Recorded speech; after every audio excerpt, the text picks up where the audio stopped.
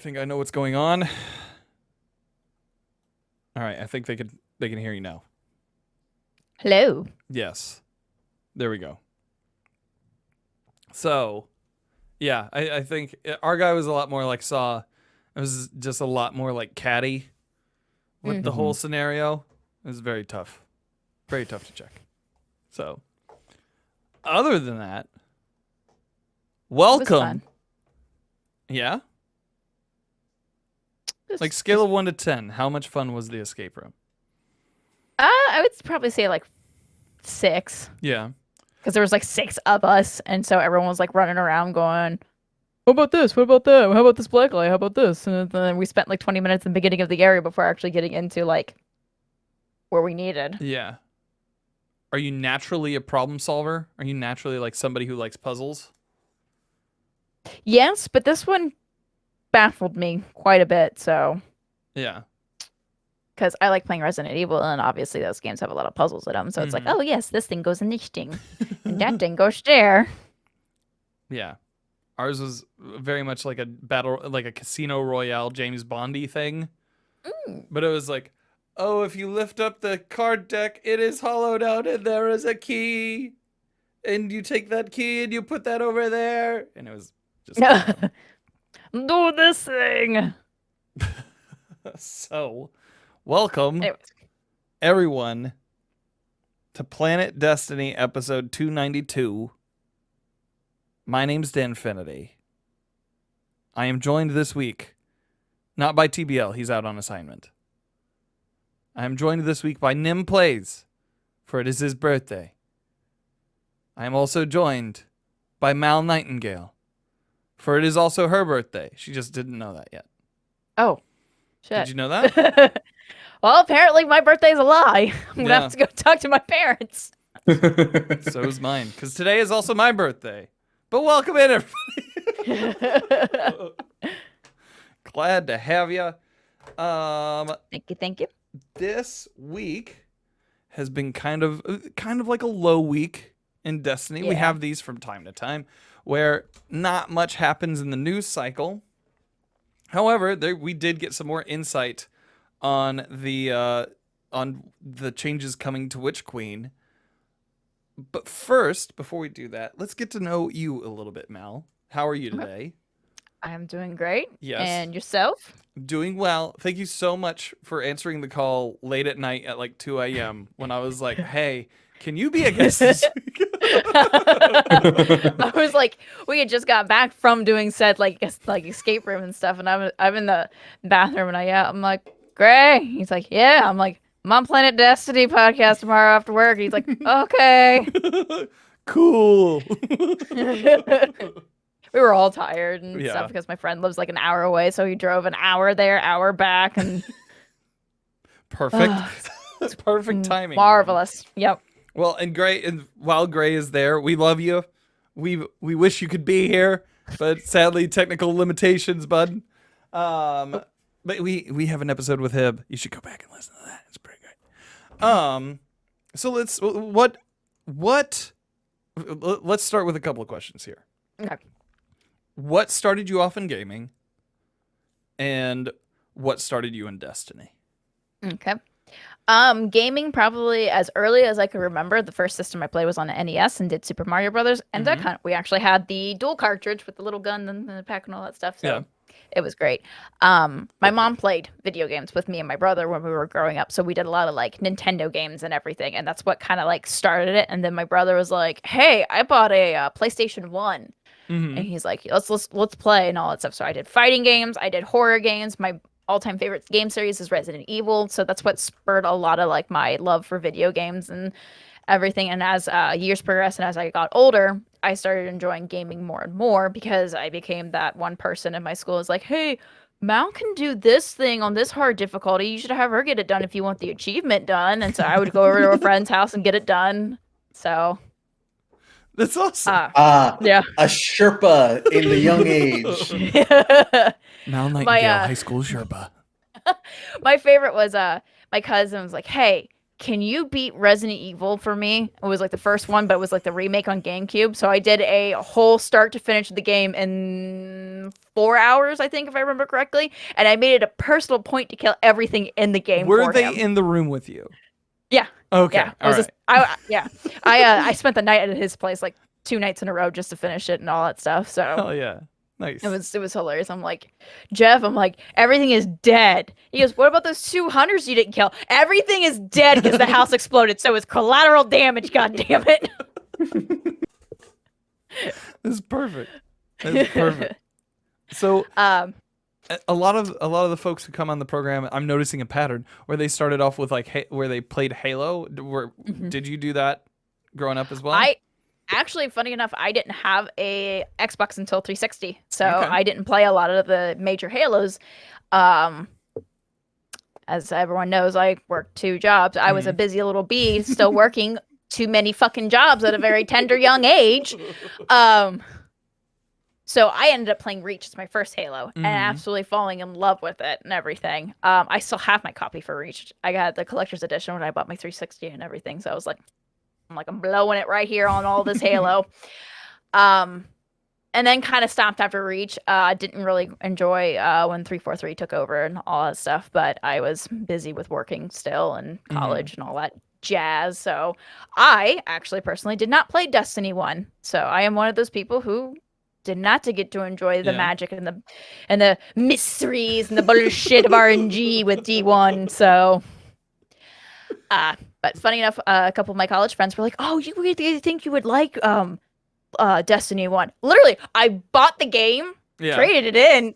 Too, that's the funny part. I traded it in, bought it, traded it in, bought Xbox Live, and never touched it. It was the funniest thing ever. I'm like, my friends want me to play this with this guy I was dating at the time, and he's like, consoles are bad because he was that PC bro dude. Okay. So I actually never really played it because I was on PC at that time.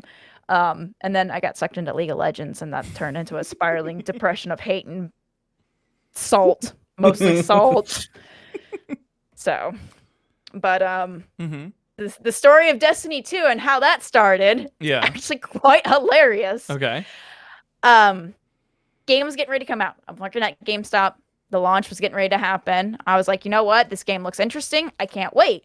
But I didn't have a system at the time. I only had a PC. So I had to wait for the PC release months down for me to play it. And so I waited and waited and waited and waited and waited. Got the not the collector's edition. I got like a special edition, legendary edition, or whatever the shit you want to call it.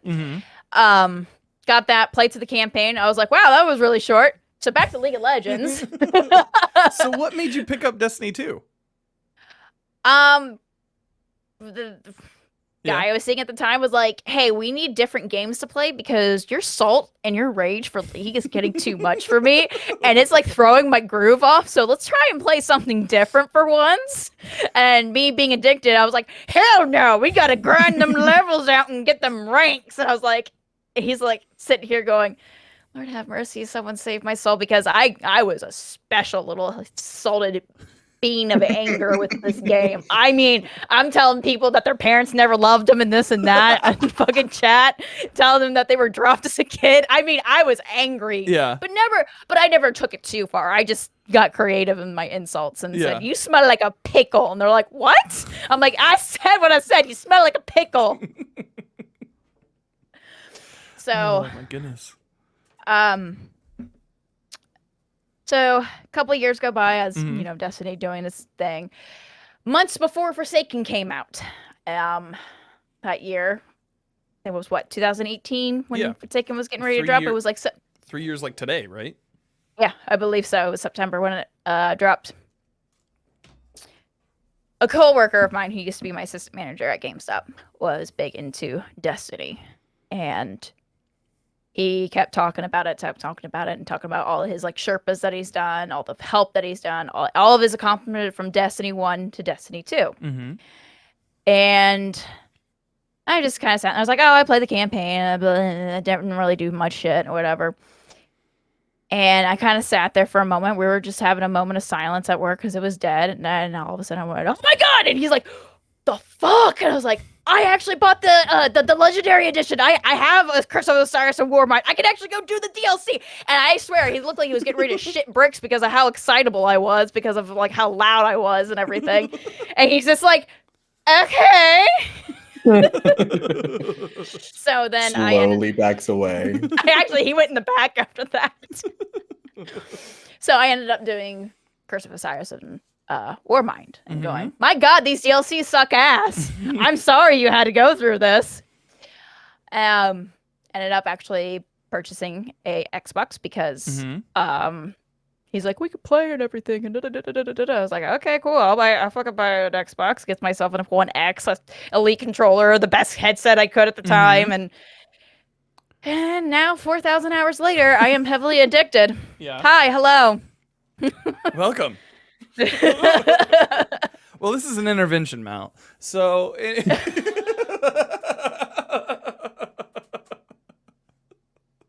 And we lost him. Oh, he's back. We almost had an accident, but we're good.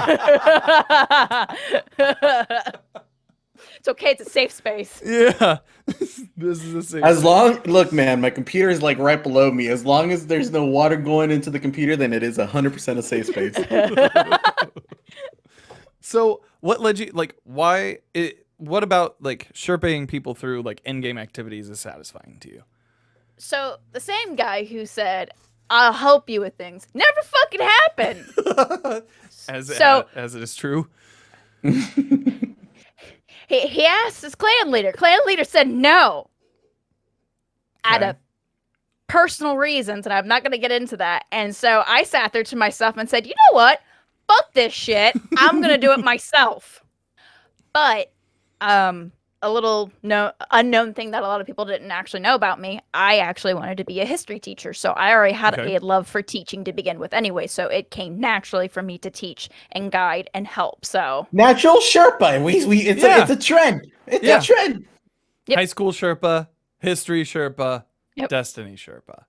Actually, I also did early childhood education, so I was super good with kids. A lot of people didn't know this. You know you're good with kids when you look at 20 toddlers and you just simply say, sit, and they sit for 5 minutes and not do anything. You know you're good with kids. But naturally, I just like teaching and educating and just overall informing people. Yeah. I mean, you ask me about animals, you ask me about why you shouldn't do the thing what you do with the animals, I'll tell you. So, what is your favorite raid mechanic out of any raid? I have to say Crown. I absolutely loved the blessing that you got to be able to shoot the crystal, because it formed some form of panic, because it's what my old raid group used to say, if you're not panicking, are you really raiding? Perfect. Yes, exactly. Nothing gets the blood pumping when you see Witch's Curse and you're in red and you're like, and you're running to that crystal. I see a little bit of that in the detain imminent or imminent detain mechanic in Vaulted Glass recently. Like, because you're like, why detainment buff, detainment check, detainment check. Detainment. God damn it! I'm calling it detainment check. It's fucking Greg. Move it. And he's like, hey, and he just like yeets himself somewhere. It's like, God damn. Especially when you tell people to go in right in front of the island, or like, yeah. I normally do damage from the island. I know I'm like one of like a few weirdos that still does that from all the way back in Destiny 1. But I still do damage. You're in old school. Yeah, I still do damage from the island. And it's like, no, you just tuck yourself in that corner. He can't see you.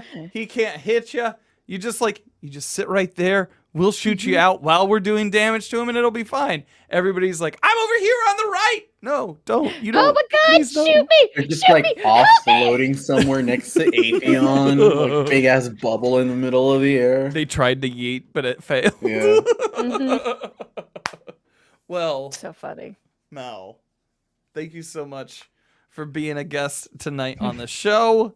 Why don't we get into it? Yes. So, like I said earlier this week, well, actually, before we do that, how are you feeling about this season so far? We're a couple weeks in. We got a few we got a lot of changes right out the gate. Oh yeah. Yeah. I'm enjoying it. I'm enjoying the fact that we're getting more story narrative because, again, I may not have played D1, but I went back and played it and did the whole campaign and went, wow, fuck all for story. This is great. Let me tell you. But we're being more immersed in it, though. I feel like we're being told more. We're getting told what's going on and understanding what's going on instead of like, go to Yeah. www.bungie.com/Grimwork cards to read shit. They're giving it to us in a more of a story narrative and actually people talking about it, and I'm understanding things more. So I think it's going good. I'm taking the season super, super relaxed because I know when Witch Queen comes out, I'm going to go balls hard Yeah. into like I'm going balls fucking deep in this. Yeah. So I don't want to burn myself out because I know I'm starting to feel the Destiny burn finally after season after season after season, but I'm playing other games and all that stuff, but so far it's good. I like the changes. Anarchy didn't get too neutered because I can still use it in Grandmaster settings because, Yeah. champions don't count as bosses. So. Exactly. You just don't have to use it as a primary. You're fine. Exactly. I don't get to spread it like I used to, spray and play. Yeah. Safety net. Gone. Did anybody play Iron Banner this week? No. Yeah. Nim, what did you think? It's Iron Banner. Okay. Fair. It's the banner of iron. Yeah. I don't know. I mean, I did the quest on my Titan first Mm-hmm. because he's really lacking armor, so I was trying to get armor, primarily like high stat armor on my Titan. I've never been the type of player that is too bothered when like one of those quests have you get like 15 sidearm kills that followed by 10 scout rifle kills and stuff like that. Like that's usually never bothered me. The freelance playlist is a lot better than going into the regular one, just because even as a fire team of 2, I tried going into the regular playlist and it was just constantly teams of 4 or 5 or 6 just steamrolling us. So the new sidearm, really crispy, feels real good. I like it a lot. The pulse rifle, not so much. I think if you can snag a Darkest Before from Prophecy, you're much better off. And I don't know what it is because I got a really good roll with the pulse rifle. Like the stability was nearly maxed out. But there's something about that Darkest Before that just feels a lot better than the new Iron Banner one. But definitely, like if you can muster the energy to go through Iron Banner, or if you have tokens to burn, definitely do that because that peace bond sidearm is real good. And I'm not one to really like mess around with sidearms a lot. But no, this one feels great. The armor, Yeah. Mm. I mean, you put shaders on it now, so that's good. I mean, Oh. you sure can, Dan. You sure You can. absolutely can. Oh yeah. I mean, you definitely. could be you could before, but you had to use the appearance tab for it. You literally have to do it like apply to all and then change the ones that you didn't want. But Yeah. I don't know, man. That armor is something. That armor is something else. Like, I mean, you could put a band-aid of a shader on it and just hope that it works out. But sometimes that band-aid like doesn't work. on the Titan, if you want to wear that Iron Banner set, Boreal Char, that shader, largely turns it almost like a solid black. Okay. So if you're looking for that edgy Titan, horny like cowbells look, Boreal Char is a good shader for that. But I mean, outside of that, I mean, it's Iron Banner. How'd you know how I wanted to look, Nim? Horny. It was a hunch. Dan. It was a hunch. It was a hunch. It always is. Fairly overt hunch. Yeah. I actually enjoyed my time in Iron Banner this week. Did you play with friends or did you go in solo? I played with friends. I also played solo. Found that my win-loss average was it felt like a little over 50-50. Maybe it was just like the wins that we were getting were like I was getting those more consistently than the losses in a row. Like maybe that kind of tilted it. But sure. I actually enjoyed my time.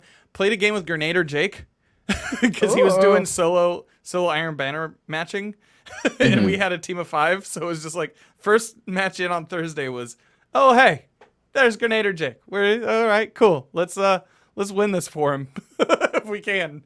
And so he pretty much carried us to victory. But no, I actually felt like pretty good about it. The pulse rifle, I know people in my chat had been saying that they felt the reticle was off on the pulse, and that might have something to do with how it feels. But like that is just like slightly off center.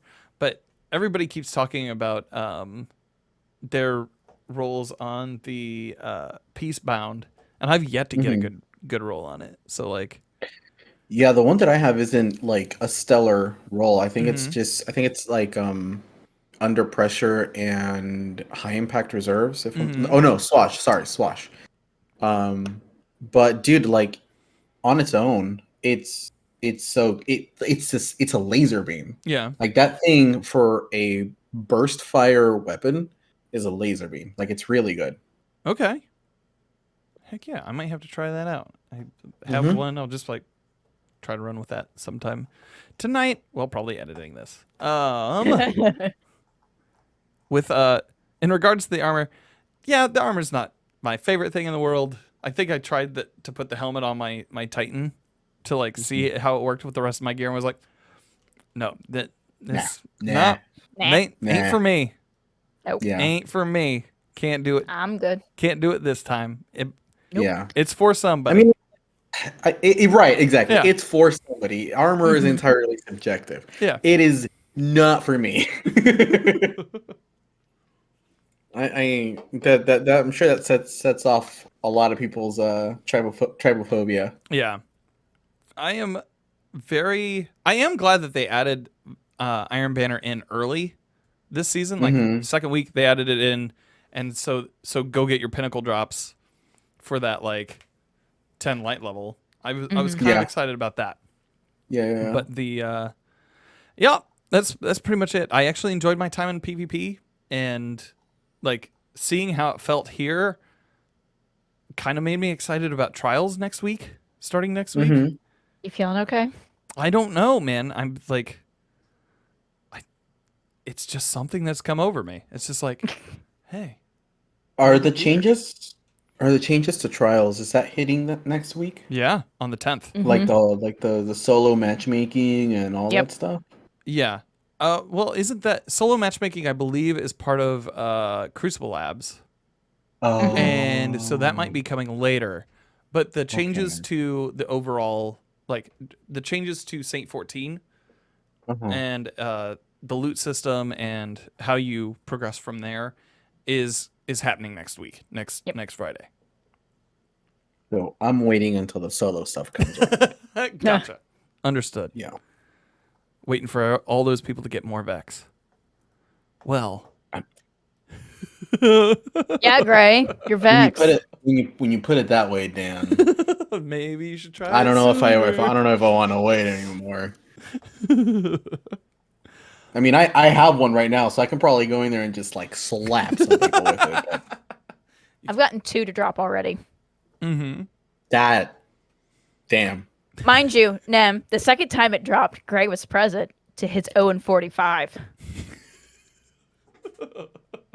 I just lost my light. Yeah, you did. Yeah.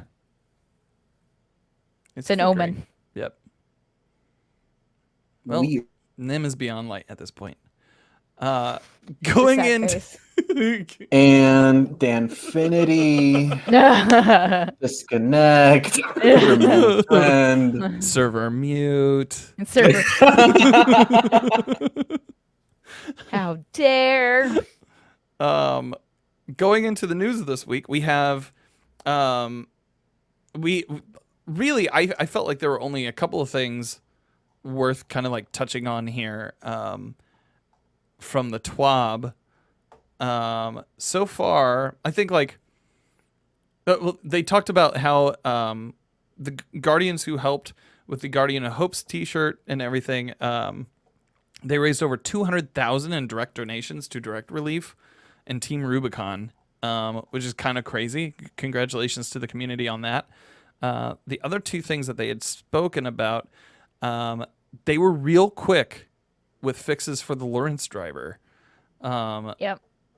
With the paragraph going, typically when we make an exotic, we start with the position that its gameplay fantasy should work in all game modes, and then dial it back from there as needed. Lawrence Driver's core fantasy is receiving bounties, hunting them down, and collecting a reward. The target markers are key to this, so we opted to keep them at launch, see how it played in the wild. It turns out that change is definitely needed, so we've removed the target markers from players to remove the free info you get in PvP for having the weapon equipped while preserving the weapon's fantasy and PvE. Yeah. Yeah, I've noticed it not being used as much as the first week. Yeah. For sure. That was some pain. I think that definitely is a big factor in the usage going down, but also probably a lot of people already finished like the masterwork and like the catalyst and stuff like that, which required like 50 guardian kills. So you know, typically once people clear that, I mean, it's like when the Komodo came out that you needed to get linear kills. Like literally the first day of PvP, it was just arbalest all over the place, everywhere, and That was fake. and then like shortly thereafter, you know, people started getting their Komodos. Like arbalest started again, just kind of like gravitating away. But that Lawrence feels insane. Like even without the like the wall hack thing, like it feels really fucking good. I have yet to use it. I keep hearing that like sound wise, it's one of the coolest sounding weapons in the game. It is one of the most like pleasing sounds in the game. Like that thing straight up like competes against the Slave 1 bomb. Okay. All right. Oh my goodness. Okay. It's no like straight up. It like from that seismic bomb from the Slave 1. Yeah. 100% competes against like the Lawrence competes against it. It's fantastic. It's so good.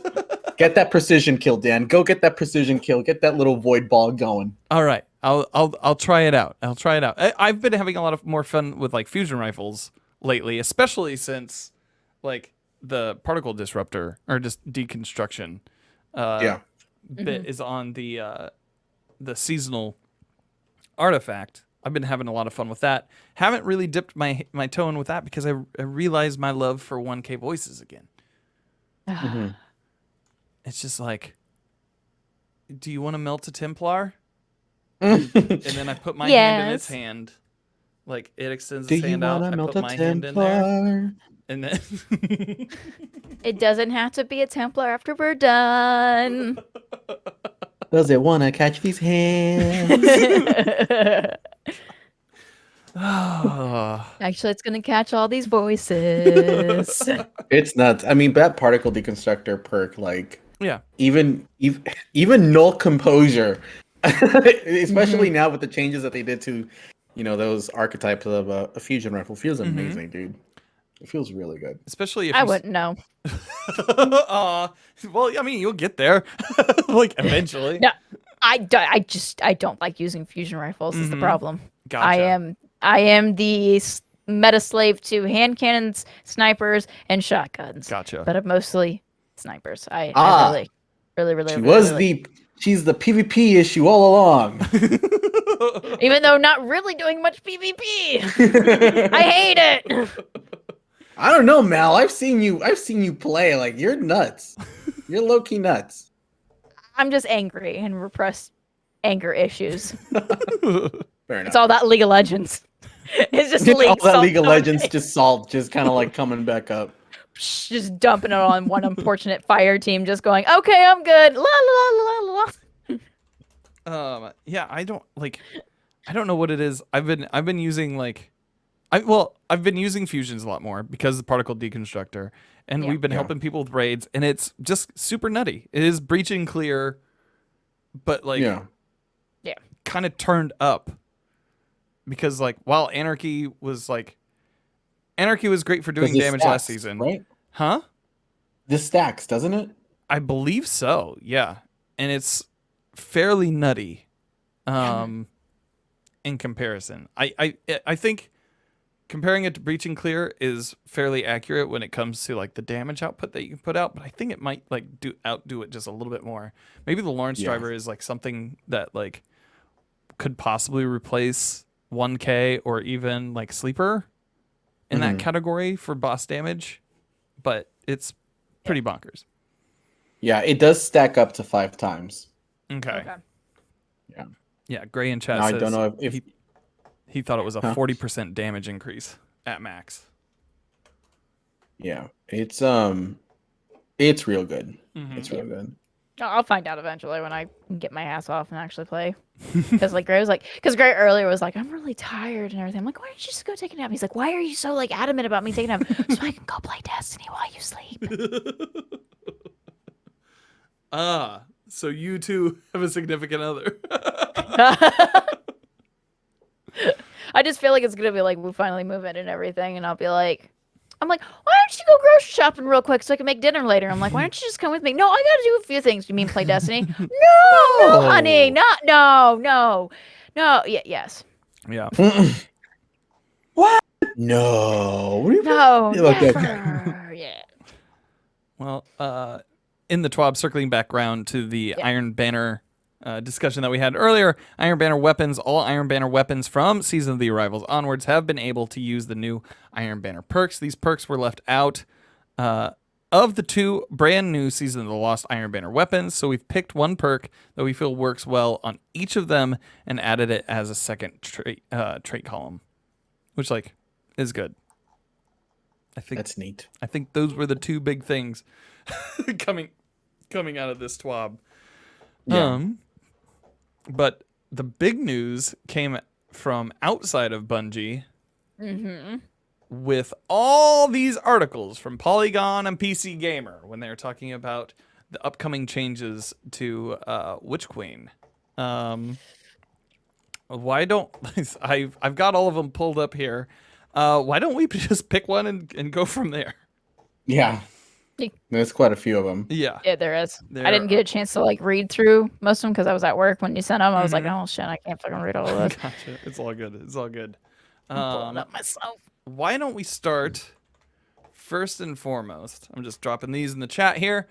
We will start with the exotic. So certain one of the big things that came out of this. Polygon wrote an article called Destiny 2's exotic only weapon types could evolve into legendaries. So they've had a series of discussions with Joe Blackburn. Well, probably just one discussion, and then they chopped it into like 8 different parts or something. But they talked with Joe Blackburn and Justin Truman to talk about trace rifles, exotic catalysts, and Yallarhorn. And so one of the biggest things that they're talking about here, they say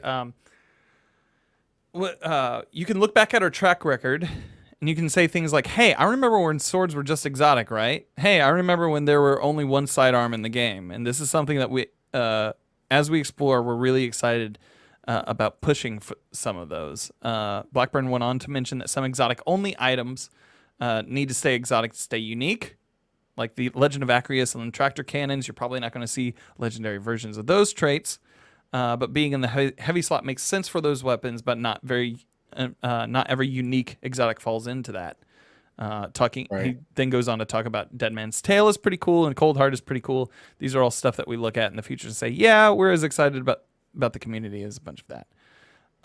They talk about how they're planning on changing catalysts, or like how they're having a discussion about catalysts. I think they're going to change them and like talk about that more at a future date. So they said there's some real different, interesting solutions to the problem space of like just creating orbs of power over everything. While we're not ready to talk about them right now, we're well aware of the things like, hey, Thorn can't generate orbs, or Anarchy. Not that Anarchy needed another reason to be great, but a lot of people for a while, the echoing cry was, can you just give Anarchy a catalyst? All I'll have to do is make it give orbs. Like, listen, Anarchy is good enough without the orbs, and you can take the downside from there. But yeah, that's something we think about. What do you guys have to think about those things? I don't know. I mean, do you think every exotic needs a catalyst? I guess is the best question. I think some. I would probably like I don't know. There's definitely a few that feel a little lackluster that could definitely use, you know. Don't say that around Goat. His wish ender spire is forming. Yeah, he heard it somewhere and he's like, they're talking about my baby.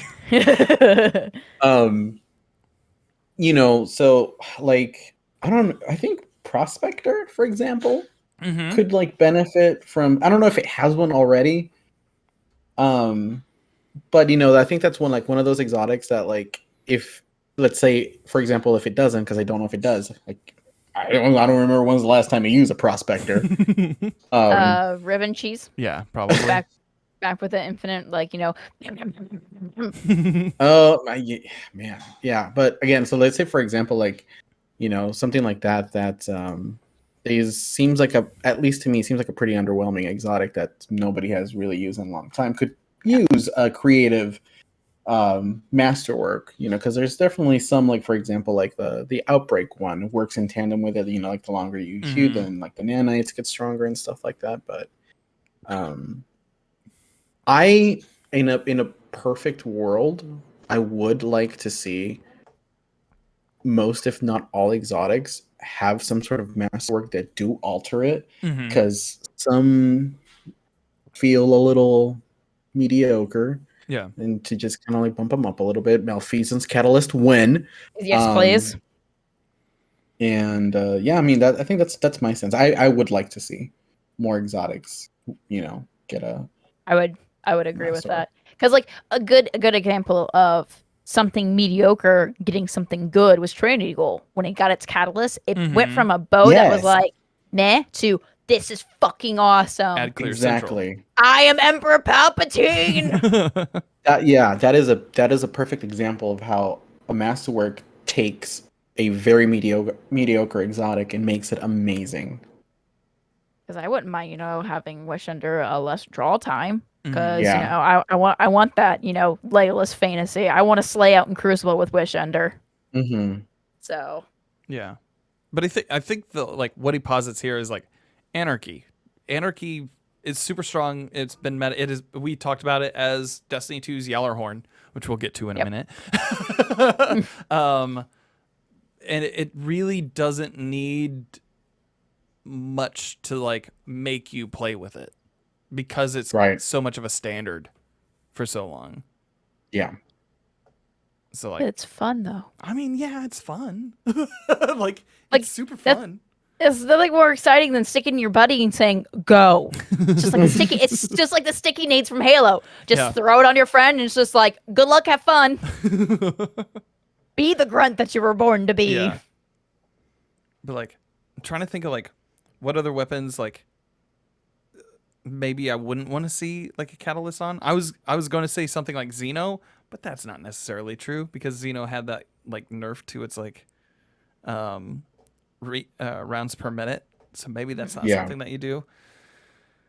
But I don't know. Maybe Eyes of Tomorrow doesn't need a catalyst. Well, a good example of something that probably shouldn't have gotten a catalyst was Izanagi's Burden. Because remember, the catalyst took a mediocre sniper rifle and made it overpowered to the point that they had to change the reload perk because of it. So like you have something that was like okay and was doing fine to begin with anyways, and then they overtuned it. And then, you know, Trinity Ghoul is a good example of giving something good but it's not broken. Yeah. It's like because I was reading through the article about exotics. It's like League of Legends because they talk about Yi with the Galahorn, and I started laughing because it's the perfect example. Yeah. Older champions in League, for those of you who probably don't play League, there's over 150 different champions. The game has been out since 2009. There's a shit ton of things you can play. Older champions have been getting reworks.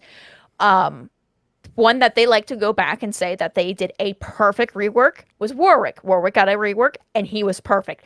There was nothing overly underperforming or overperforming. He was just right, and he wasn't overpowered, but he performed well in situations that allowed him to excel in what his perks did and everything.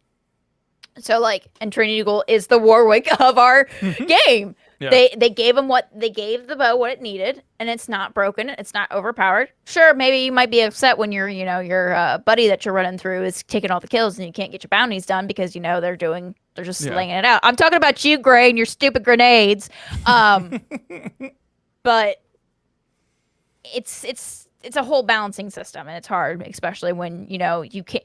As much as people like to sit here and go, did they even play test it? No, because they're not under the same conditions that we as players do. They're not stressing the shit out of certain things. Because, prime example, Glad. How many times that motherfucker likes to sit there and go, but how can I break it? These playtesters aren't in that same mentality, and what they need to do is get a group of people who have that same mentality. How far can I go till I break it? Oh, good example. When you fucking mod Skyrim, how many mods until this damn thing is broken? but it's one of those things where it's super hard to figure out how far can we buff this before it becomes a problem, because most of their playtesters are going to sit there and be like, well, what if I do it at this angle? I don't know if they're number crunchers like some of us are, where we like to sit here and figure out what's the optimal DPS, what mod combination with this charge of light build with this perk going to do with this boss. Yeah. I feel like they're simply just told, test it, and that's it. And they're like, okay, well, I'm just going to test it. They're not asking me to do more. I feel like if they were to sit here and have the Glad mentality of, how the fuck can I break this shit? If they have that mentality, I don't think we're going to get over buff things or underwhelming things, because they simply just play, shoot, loot, and that's it. I don't know if they just sit there and go, well, how can I do this with this, with that, with this? Because, they're given everything to be able to test it properly. They have everything unlocked. They're not sitting there grinding like we do, because we're given the opportunity to sit there and think, well, if I use this new mod that I just got, what if I did it with this? They're given everything. They don't sit there and go, I want to use this mod because I've used it previously. So, yeah. I don't know. I feel like they should just hire some people who are just like, I want to break the system. I want to break the servers. I feel like they have in recent recent rounds done that though. And there's also you're never going to be able to test for absolutely everything, and especially when you have a game with over how many millions of players are there now? 2 million or something like that and counting. Yeah, and so we have eons of experience and lifetimes of hours that we can spend going, oh, we're going to break this, and this is how we're going to do it. And I don't think you could ever really accurately represent that inside of a studio outside of being reactionary to what the community does in those scenarios. But I do think that they try to hire people who are more I guess mechanics minded. Yeah. And how DPS works and how you can kind of push things either out by slipping through the cracks of something, or you know what would, and this is obviously just me blabbing about it, but because I don't think they would have the manpower to do it, but what would help in figuring that stuff out before a proper launch? A public test build. Yeah. There's games, for example, and this is just a comparison sake of how I know another developer does it, but Behavior, for example, the developers of Dead by Daylight, whenever they're going to have a new update, they have you download if you want to participate in the public test build, you download a specific net that allows you to go in there and you can play test basically the changes that are coming up on on a particular DLC release, and you go into the forums and you give the feedback of, hey, this is too strong, this needs to not be a thing, or if a killer is too underpowered, and you give them that feedback and stuff like that. So by the time that release is coming along, they've ironed that out and they've balanced that stuff out a little bit better. And again, I doubt that they have the manpower and capacity to make a public test build, or even, for example, even like Crucible Labs. Thank you, Guardian Down. Crucible Labs. You don't have to put all of your changes on that. It's like, hey, we're testing out these changes to shotguns or these changes to slide. Here's Crucible Labs. Go play it and see how you feel about it. Like, especially when it comes to like PvP stuff, where it's like, if Bungie says like, hey, we're gonna like nerf a little bit when you're sliding, and people lost their shit. Oh yeah. But now, and now that it's out, you see none of that. Yeah. Right. Exactly. So having stuff like that in for example, in like Crucible Labs, where it's like, hey, try it before we put it out there. See how you feel about it. See how it feels. What works. What doesn't work. Is the fusion rifle change is too strong. And if not, but yeah, I don't know, man. Yeah. To bring League back up again, because it's the League song. They have what's called the PvE, which is a public I forget the actual acronym for it, but it's their play testing and everything that players can do. But not everyone can get a hold of it. So before I got into it, I actually do own a PvE account and everything, so I can play new champions, new skins, and everything before it comes out onto the live servers. You had to have like an honor level 3 to be able to apply for it, and I got it because, well, ironically, thank you. As salty as I get, I'm not really that much of a asshole to players. Like a good example that I had when players were getting picked on, I was on a new account and they were picking on them, and people are dumb. They're just dumb. Not to get too distracted from the point. The issue with the PvE though is there's so many people who play it and so many people who ban new champions because you can in League, and you don't get that chance to play that champion. You don't get to fully test things. So things that get stomped, I could see in Crucible Labs where, like, let's say, the new shotgun or something like that. Someone who's good at sniping is going to shut them down from being able to, like, use said shotgun or put them in a situation that they're not properly able to test. There's a lot of, like, variables that can make something not really work out in the favor of what Bungie wants them to, because testing didn't go the way they wanted to. And then in this case, banning a champion, the champion doesn't get to see any play because nobody wants to deal with it. True. I don't know. Yeah, this I think like they're bringing Crucible Labs back. Every time they brought it in, it's had like a targeted choice behind it, and then we don't see it again ever, right? Yeah. So, but I do agree with you, Nim, like how they could have, like, using the slide nerf, the same thing. They're like, hey, we're going to introduce this slide nerf in season 15, and while, like, we'd like to hear your input on it, it is live now as a Crucible Lab. You can just go, you can go and run that activity for like the next week. Yeah. Let us know your feedback, and we'll know that for future testing. It does feel like, however, they're able to patch things much quicker. Like, it feels like this past week we've seen like some things just get changed real quick that we haven't seen them move at that clip before.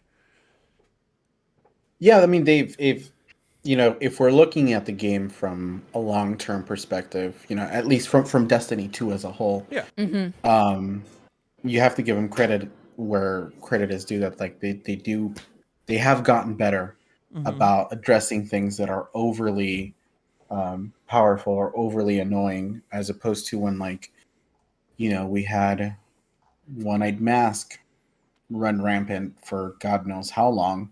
Too long. And stuff like that. But I mean, yeah. I mean, there's always room for improvement, and I think that Crucible Labs is severely underused, Mhm. and I think that mode is a excellent way to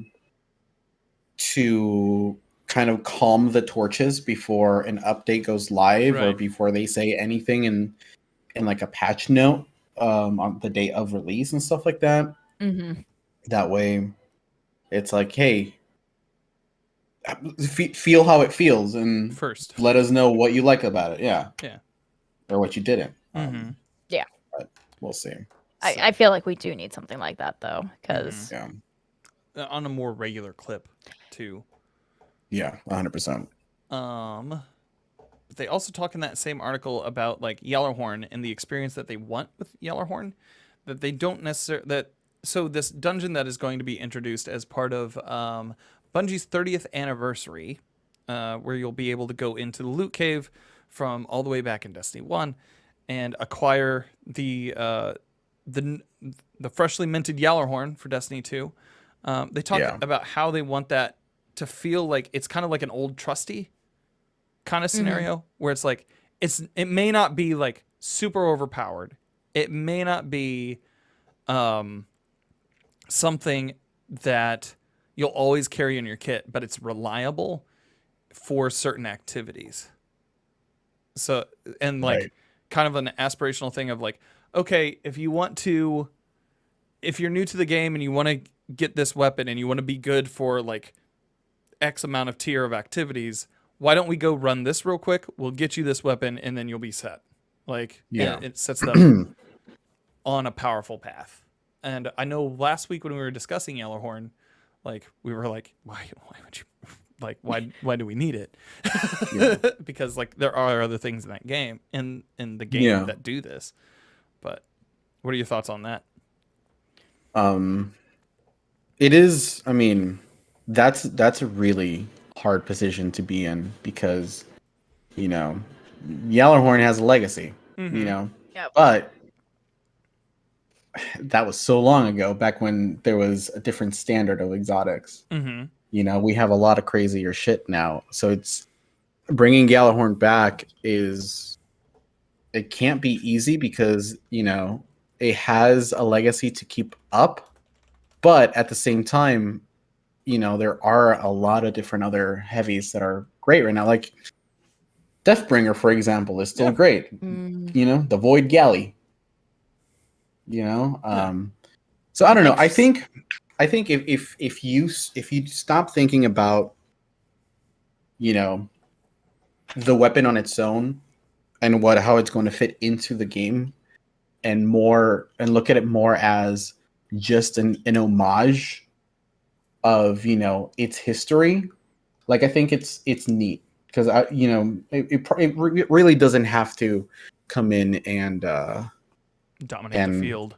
dominate. Yeah. I think it's more of a symbolism that it's coming back, and yeah, I mean, I think that's it. I think it was in a decent place in a Rise of Iron, and if you know, if I'm a betting man, that's probably how it's going to come back in that state. So I don't know. It's neat. It's neat. Yeah. Also what Gray Fox said too, it's like it's a paid thing. So it's part of the paid 30th anniversary. So, you know, if you don't pay for it, obviously, and like it's super strong, then you're gonna have the argument, well, you know, this game is becoming pay to win, and yada yada yada. So it's a weird gray area. Yeah. It just becomes a shorter DLC in some regards in that way. Yeah. Mal, your thoughts? As long as they don't do what they did in D1, where it was too strong to the point that LFGs were like X amount of players, Gjallarhorn only, and it's just, you know, must have. I don't care. No, there's no way it comes back in that state. No, not at all. Like they do, they're cray, but yeah. But you know, we say this though. We say this, and Whisper of the Worm came back in its original Black Hammer Inception. yeah. Like, but the thing was, only for it to be like, okay, you know what? Nope. Yeah. Our bad. Our bad. We're gonna take the ammo from reserves instead. But even then, it wasn't even that, dominating. I've seen people use other things for like DPS and not use Whisper of the Worm, and they still did fine and everything. But it was, I don't know. I felt like that was an unneeded nerf for it because it really wasn't like. Or I mean, for example, like it was probably one of the most used weapons for example in the last city raid. Scourge of the Past. Thank you. Mm-hmm. That one. You know, that everybody used that, to my knowledge. If it wasn't Darcy, it was Whisper of the Worm.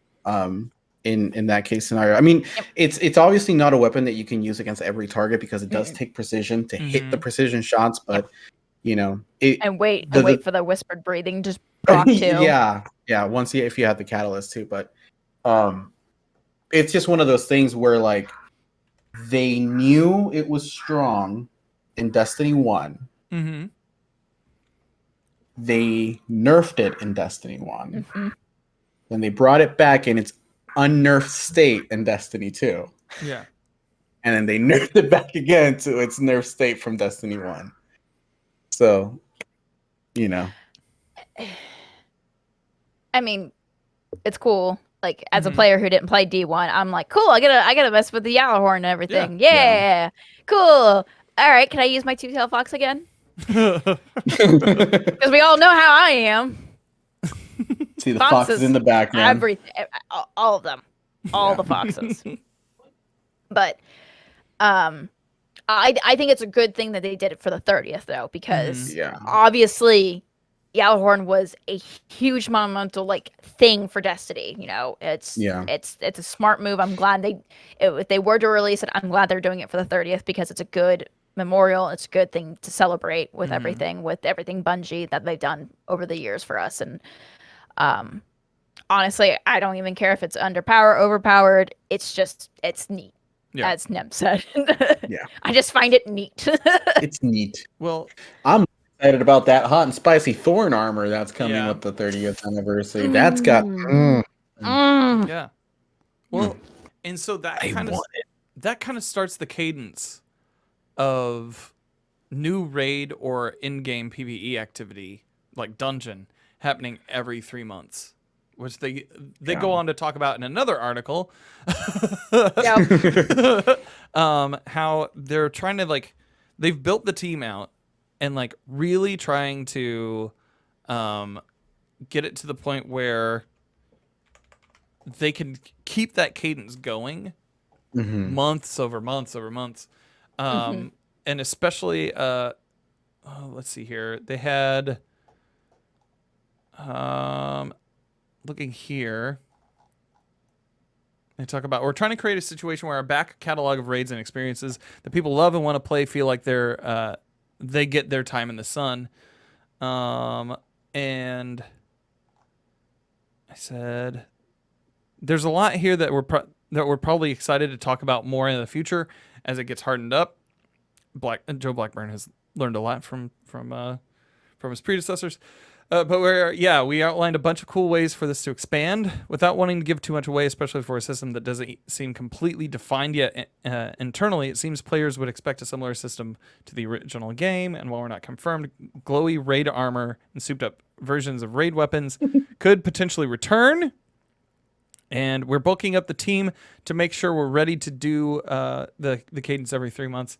And we want to give ourselves a little flexibility to see how to attack. And when we pull open the door of a content vault and peer inside, I'm personally excited about like that cadence.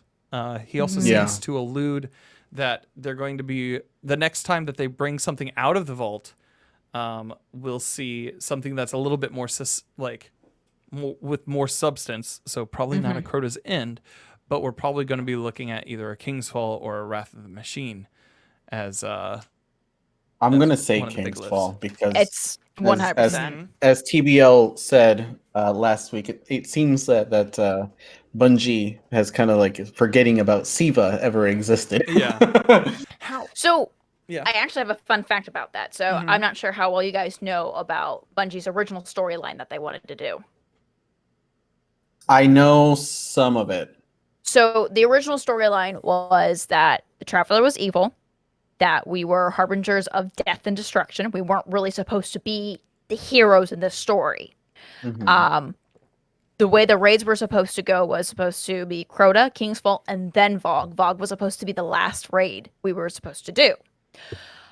But the story was scrapped the year that Destiny 1 was getting ready to come Right. out. So that's why Right. the story was so half-baked. Yeah. Mhm. The original story was scrapped and they scrambled to do anything and they lost half of the original writers for it and everything because of Activision's nuisance. Activision really kind of mucked up a lot of the story that they wanted to originally do. Siva Yeah. was only supposed to be mentioned. It was never supposed to be a raid nor part of an activity. Rise of Iron was only made so that way Destiny 1 players had something to do until D2 was completed. Yeah. Yeah. Yeah. So- that I do recall that. Yep.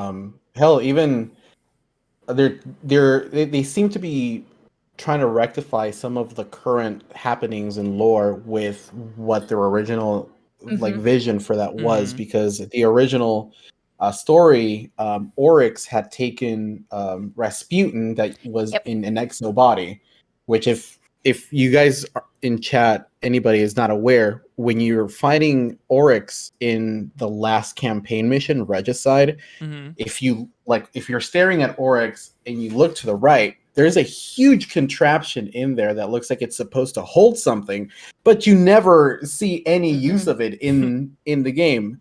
Originally, that contraption is where Oryx is keeping Rasputin in an exo body. Yep. So now, with everything that now that Destiny is fully owned by Bungie, and with like the transition of Season of Arrivals into Beyond Light, where Rasputin went dark, and whatchamacallit, and Anna took him in an engram, and Yep. there is lore back there now that she's trying to put Rasputin into like a Yeah. body. Yep, which makes sense because they want to do the original storyline that they Right. initially Yeah, did. they're trying to kind of rework They're those trying errors to, from. They're trying to rectify Yeah. the timelines. They're trying to merge Yeah. them into one. Oh Yeah, shit. exactly. Yeah. So, and which I So- mean, like, it's completely fine. Like, they have kind of like carte blanche to do that now with the story. They're Yeah. able to tell whatever story that they want to, and Mhm. I think that, like, personally, I thought Vault of Glass was a good raid to bring back kind of in the middle of this year. While everything's been kind of Hyvy, having a Vex raid as a palate cleanser in the Yeah. middle of the year was just like a nice interjection. And so Yeah. I'm kind of hoping that it's Wrath of the Machine, because it seems like the next year he's even going to be more extra Hyvy. And so like they added the encumbered mechanic back in. So at least from Wrath of the Machine, from the siege tank, that's in. We could possibly There's see also- that pop up. There's also a lot of King's Fall mechanics kind of hidden in there too, with like the totems, especially like the totem section in Pit of Heresy. And Such a pain in the ass to do solo. yeah. And now they could probably do something along the lines of, so remember in the Oryx encounter where somebody got randomly taken, I'm sure that they can probably like spruce that up by using like the Eye of Riven, and like buff that you get it from like Last Wish and the new seasonal activity, where maybe it's not random anymore, and you have to pick up that buff because there's people who hate platforming and there's people who can't platform. I'm sorry, I respect you, but it's true. Some of y'all can't jump. No ups. Looking at you, Warlocks. They get no uppies. Yeah. So I don't know. I think King's Fall definitely has a huge legacy, as well as being one of like the lengthier and harder raids. So I'm kind of hoping to see that one. Yeah. Kind of hoping for it, but we're There's absolutely no way they're not going to bring back King's Fall when we're fighting, or possibly messing with a sister. Like, there's no way, because they'll throw a curveball and be like, it's wrath. It's like, why? Yeah, palate cleanser. I never thought about that until you brought it up, and that's a good point. But give me Kingsfall. I want that raid title. I want that fucking emblem. Give me. But I don't care. It's a raid. Yeah. I'm gonna do 100 clears on it. I'm gonna do my Sherpas on it, and I'm gonna have a good time because that's just me. Load of fun. Yo, hell yeah! Because we gotta sacrifice the raid virgins for the raid gods. Mm-hmm. Oh, the sweet raid gods. They talked a little bit more this past week about Void 3.0 as well as the new weapon tuning. But for the sake of time, maybe we should only talk about one of those. Yeah. I think possibly the weapon tuning is like the biggest thing. Because basically the article that Polygon had was like, we're not going to change much about the Void subclasses outside of you can fully customize them into whatever you want them to be. But the crafting table, Destiny 2's weapon crafting won't be like other MMOs, according to Bungie. They talk a little bit about like you're not going to be going out and grabbing like grass and turning that into a weapon. You're probably like you're going to be like using a weapon and kind of mastering it in order to like create a bond. I think is something that Joe Blackburn said. We really want you to feel like you're building a bond with anything that you're super passionate about, and so they'll be like you'll be making this thing over time. What are your thoughts on that kind of system? I've never played a game with weapon crafting that's fairly in depth. So, about weapon crafting and everything, me and Jim can attest Warframe. Warframe 100% has a weapon crafting system. You can buy things with what's called plat. Plat is actual currency that you use your actual money to buy. If you don't want to be the, I need to grind everything and everything. I just want to spend money and just do my thing. Now, with Warframe, you collect the blueprints for the items that you need. So it could be anywhere between 4 to 3 things of blueprints that you need to make the weapon, plus the materials to make it and the time that you have to wait. I don't know what Bungie this is going to do. I really hope they don't do what Warframe does, because Warframe is real time. So like, let's say I want to make a new frame to level up and everything. It takes 3 days for me to actually craft a frame. I don't want that, because I'm going to be impatient. Almost 4 if you take in account of the time of actually building like the system you're up, which is 12 hours on top of the 3 days. Yeah. It's a long time, man. It sucks.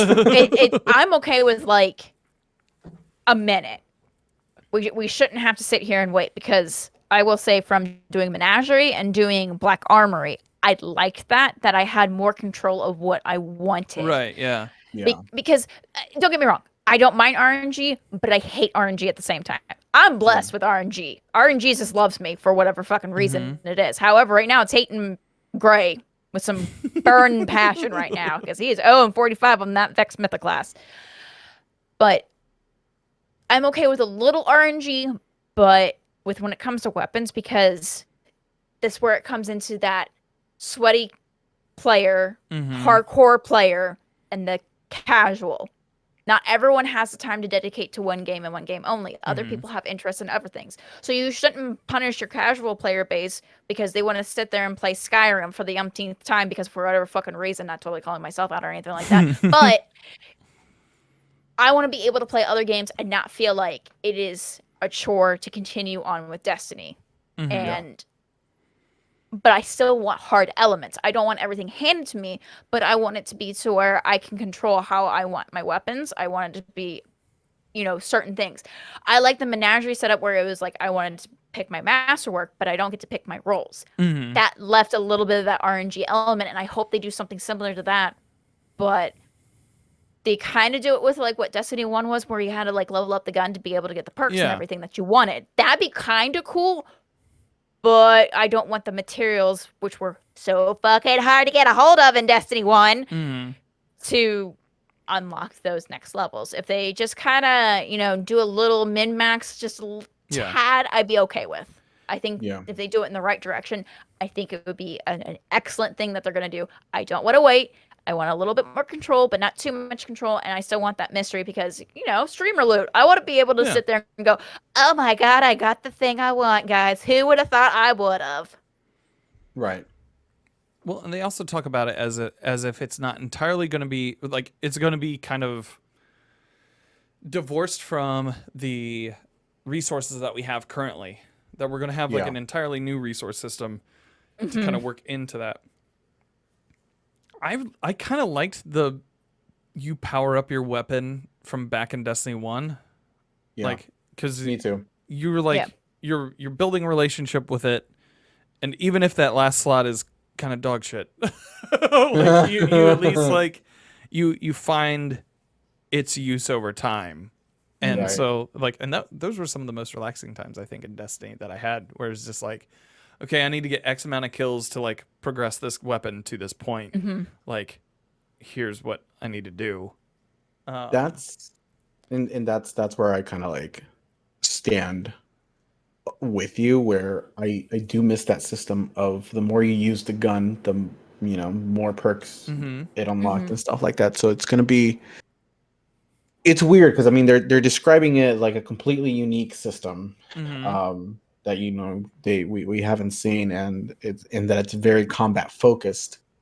So I'm excited for it because now it's kind of like you get a weapon and you look at the rolls and garbage.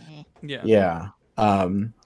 So to involve players a little bit more with like the loot system, I think it's I'm sure it's gonna feel great. They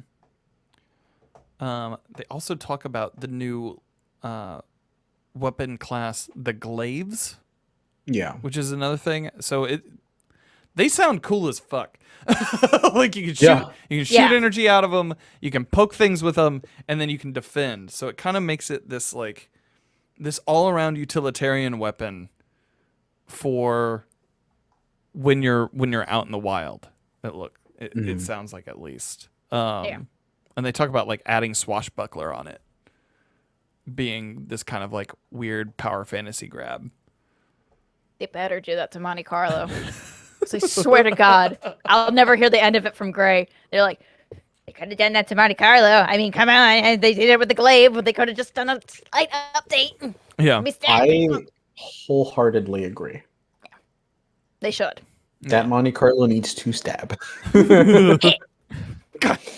It needs to poke. Yeah. In Borderlands 3, there's a very satisfying like feeling when you have a weapon that has like a blade on the end. Where it's just, yes. Just 100%. Yeah. How dare you look at me like that? Yeah. Yeah. They also say that like as a ranged weapon, the Glaive lives in the short to medium range category, and the developers use the phrase fusion rifle-y to describe it rather than the more close range shotgun. I can see that with like if they're comparing the range to the rapid fire fusion rifles.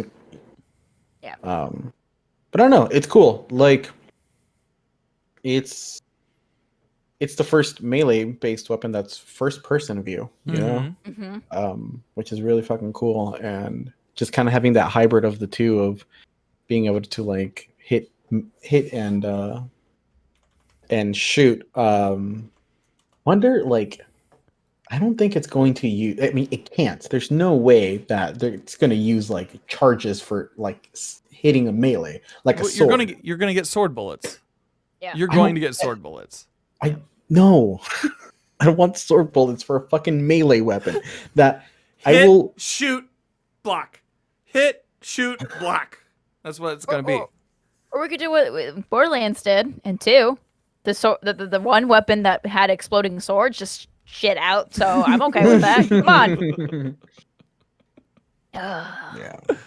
But yeah, like looks neat. Yeah, it looks neat. They also talk about like the seeing Glaives in the tower And it's like Mhm. you see people walking around, and it looks like they're coming out of a Knight's Tale or something. And so I'm kind of excited to see people walking around with them.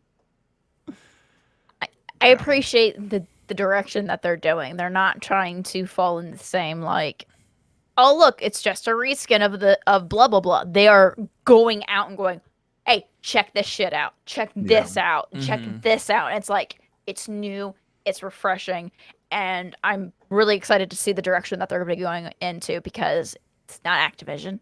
It's Bungie. Yeah. It's Bungie just going, we're taking this and we're making it ours once more. Yeah.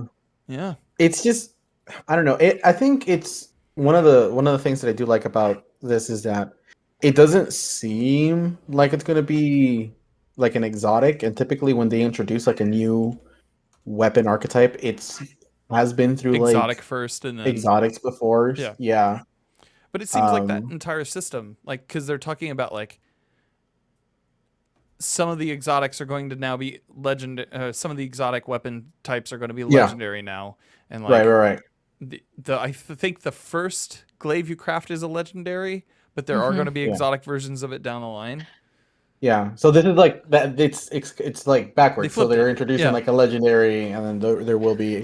Can we Exotic. just bring up the fact that in the Witch Queen pre-order bonuses and everything that we saw Recluse, do you think that's going to be where they're turning some of the like legendaries that we had that were like problematics and making it into an exotic? Because that's 100% Recluse in a different skin form. Yeah, I am a firm believer that they're going to give Recluse the Black Hammer, Black Spindle treatment. Because Like, I love 100%. Recluse. I 100% love Recluse. It was a dumb thing that I could just go and be done. Yeah.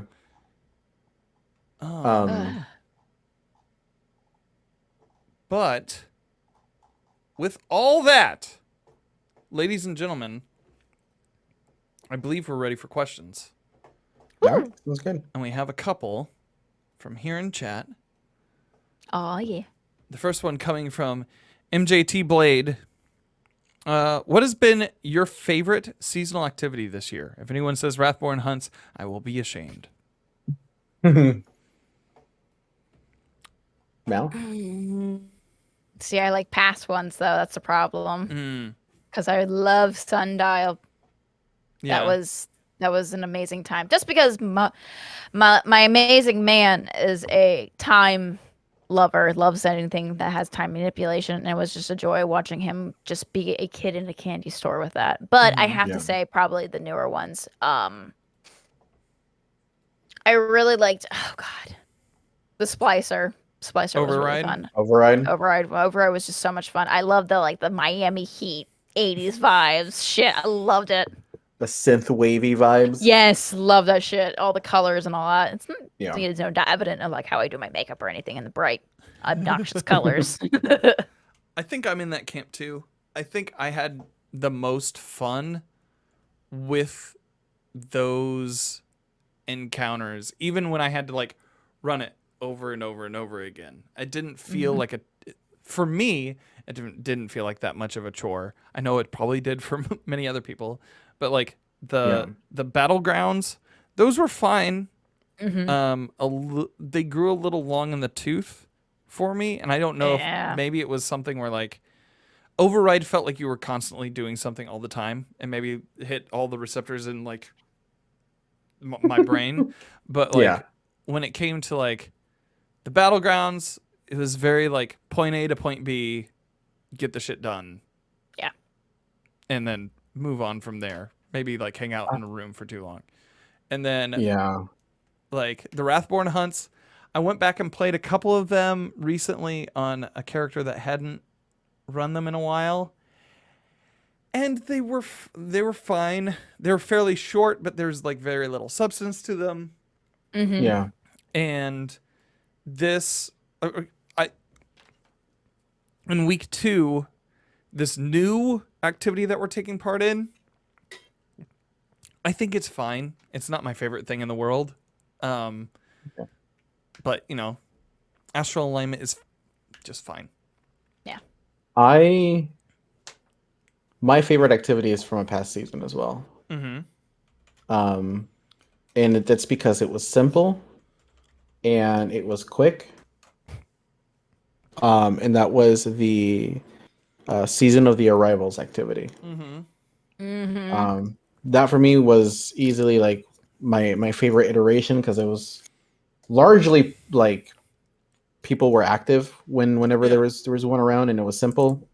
It's basically just like the first half of Override mostly, Mhm. just dunk motes in and kill bosses. I have been burning out for quite some time on Destiny 2's seasonal activities for a bit. Mm-hmm. Um, so Battlegrounds, the most positive thing that I can say about Battlegrounds is that it had a decent enemy density that Mhm. really allowed you to use the crowd control aspects of stasis. Mm-hmm.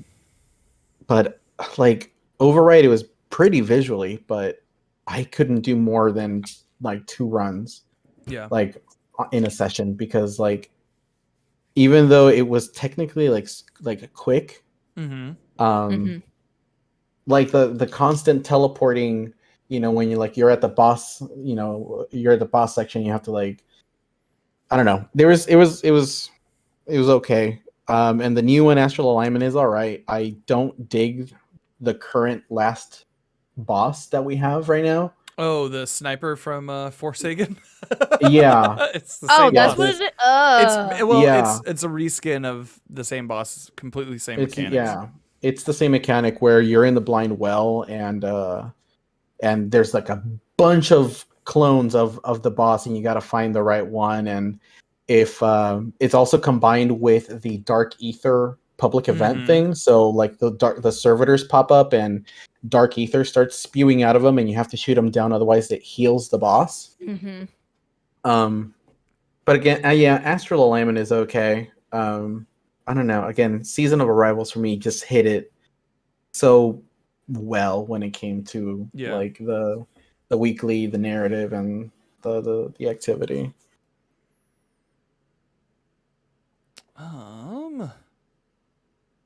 Gray Fox asks for the final question of the evening. If they did bring back Crucible Labs on the regular, what modes besides Crucible? What labs would you want to go under the knife? Strike changes? Gambit? I think Gambit I Labs. think Gambit might be beneficial Yeah. to that, Yeah. but that's also like I mean, obviously they don't have any plans to like nix Gambit from the game. Right. Because it's like they've built Um, it as a third pillar. right, exactly, and I think that's probably the one that could use the most substantial feedback before any update comes along. Mm-hmm. Because personally, I hate current Gambit. Like I Okay. cannot, I can't deal with it. I think I understand that players already prior weren't a fan of how long some of the Gambit matches would take. Mm-hmm. And I understand that, but the hybrid of traditional and prime, particularly with like the moat draining, just snowball Oh games yeah. Oh so yeah. fast. So if you're in there by yourself or with one other person, and you have two randoms that are not killing envoys or cooperating or on the bank, killing the taken that block off and start siphoning motes off, like it goes from like, all right, we have a chance, to nope, fuck it, just don't Yep. even bother with the Yeah. rest of the game, just let them melt the primeval. Yep. And that's just unfun to me, man. Especially like and I know a lot of people might not have a whole lot of issues with this, but this is a personal issue of mine. Like if you're trying to like guild the title where you need Yeah. 50 wins, Yeah. Yep. like if you're doing that by yourself, good fucking luck. I know somebody who's already done that, Same. Of course. and they're a But madman. like and I I'm sure can't. there's people who go in with like at least 2 or 3 people, and it's easier for them to get that snowball to be in their favor. Yeah. So again, I'm definitely miss traditional Gambit. I miss the older maps like Kell's Grave and Cathedral of Scars. Mm-hmm. Oh, I love Um, Cathedral. It was a lot more relaxing for me. I didn't have to immediately worry about sweating, and as soon as the match started. Or look in someone's like loadout and go, ah, yes, Xeno and Eyes of Tomorrow. How this is Yeah. going. I think my Yeah. favorite invasion I ever had that I've ever witnessed was a warlock, as I call as a drive-by, just launching it themselves and then 1K'ing the whole area, and it was just a drive-by of a 1K. I was like, I can't be mad. That's creative as fuck, and I love it. Yeah. I think my favorite my favorite kill that I've or Nova Bomb that I've done in Gambit was in Kel's Grave. I basically spawned in on the far right side of the map. Mhm. And there were two enemies on the far end of the map, like directly opposite to me. And one's carrying 13 and the other one's carrying like 15 motes. So all I do is I still have this clip somewhere. All I do is just I hover and I aim in their general direction and I chuck my Slova bomb and I just wait.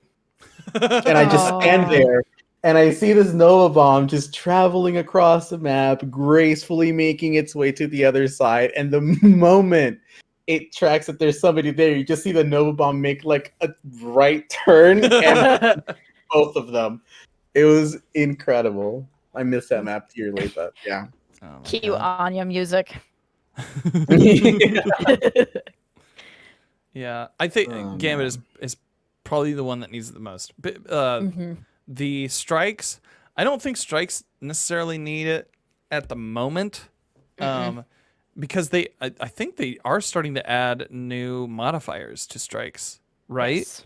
Like we're Yeah, starting to I see was some. playing.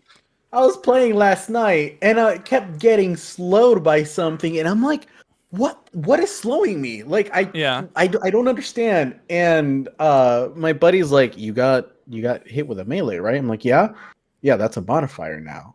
Yeah. It's yeah. like, "Oh, that's somehow worse than light switch." Yeah. But I don't know if it's new. I was gonna. Yeah, Yeah. I was gonna say I don't know if you saw the clip or not that I posted on fucking TikTok, Nem, but me and Gray were running through a strike, and it was the oh god, what's the Forsaken one from the Dreaming City, the Corrupted. The Yeah. corrupted. So we got done with the ogre room, and I'm running off to the side, and I'm like, "What's up, motherfuckers?" And then one of them threw a stasis nade and stopped my momentum completely, and I fell off the ledge. Oh, I'll check that out. I was so upset. I'm bringing it up right now. I Yeah. gotta see this. I use a different word. That's why I say motherfuckers. So because Revenant is too much of an influence on me. Okay, I understand now. Yeah. I said it to him, and he goes, "I'm a terrible influence." And I'm like, "I love you, Rev."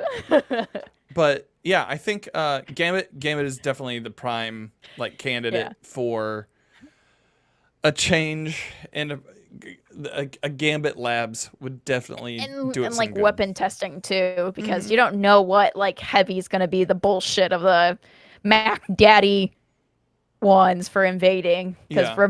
remember when oh god, I'm forgetting the name of it. It was Neb's losing his shit. I'm Over watching the your video. clip. It's so funny. So good.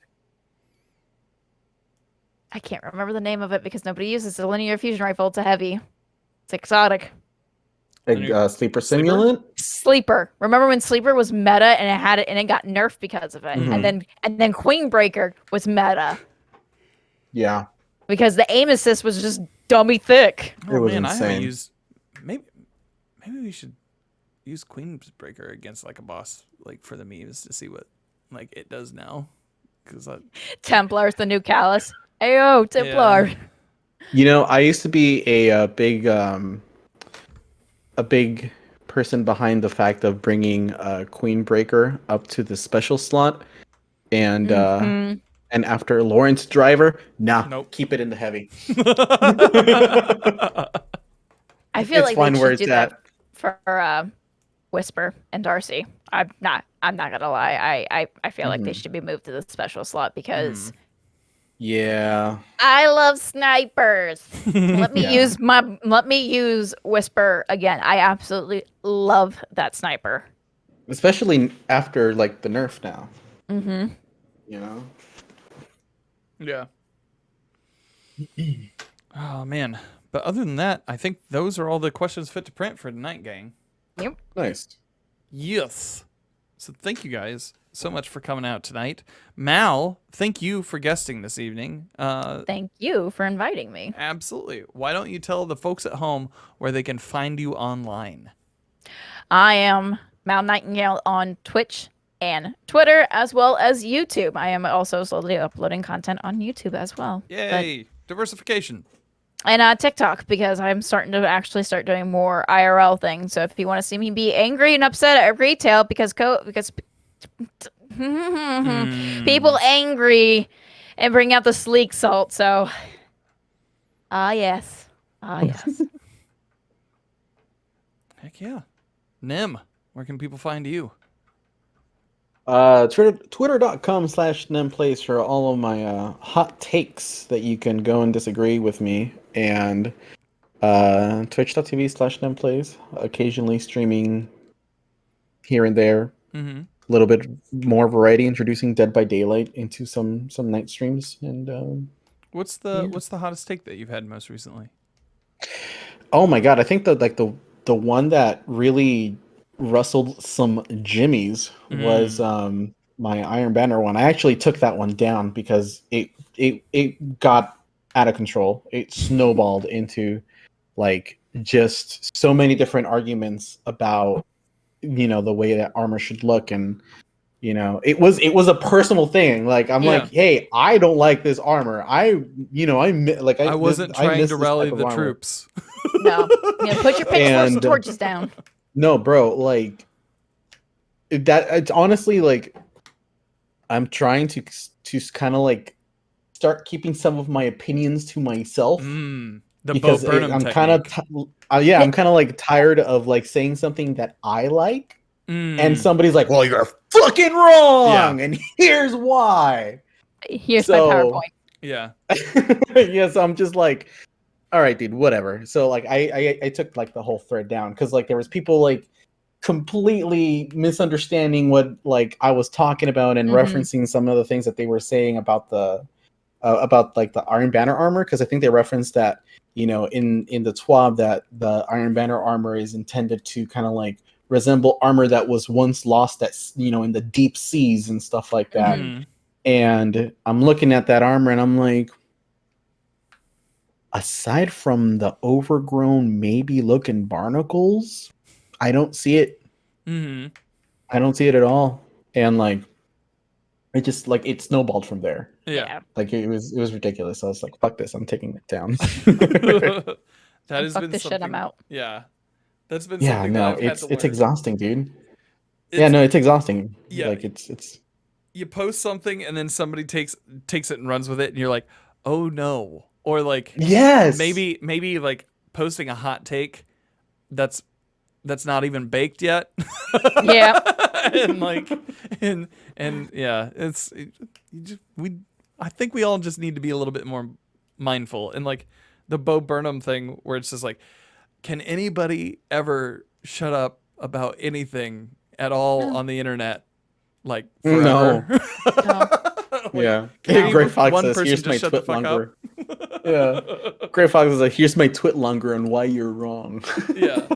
Oh my god. No, man, it's frustrating. Yeah. Well, I've definitely tried to kind of take a step back in like social media nowadays. Yeah. And just put like clips here and there of like something funny happening and whatnot. Because like, yeah. Well, you can find it there through the link. Twitch.tv /NimPlays, Twitter.com/NimPlays. You can find me, Dan Finity, to round out the crew tonight. On twitch.tv /DanFinity, where the eyes are eyes. You can find me on Twitter and Instagram and the TikTok, and soon the YouTube at DanFinity, where the eyes are L's. Well, I mean, the YouTube, I think I'm like 24 off from having that 100 subs. So thanks, gang.